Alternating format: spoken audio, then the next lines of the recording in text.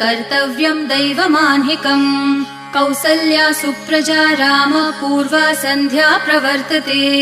उत्तिष्ठ नरशार्दूल कर्तव्यं दैवमान्हिकम् उत्तिष्ठोत्तिष्ठ गोविन्द उत्तिष्ठ गरुडध्वज उत्तिष्ठ कमलाकान्त त्रैलोक्यं मङ्गलं कुरु